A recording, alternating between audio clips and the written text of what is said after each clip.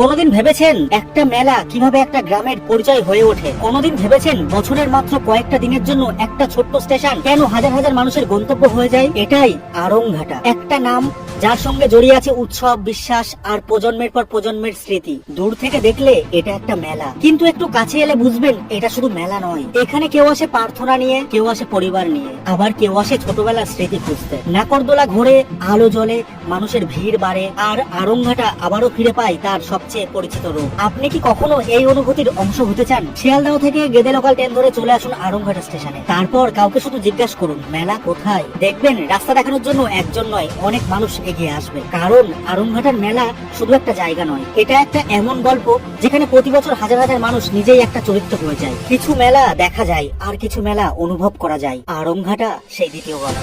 মেলা শেষ হবে, আলো নিভে যাবে, দোকানপাট গুটিয়ে যাবে, কিন্তু আড়ংঘাটার গল্প আবারও শুরু হবে আগামী বছরের অপেক্ষায়। হরে কৃষ্ণ।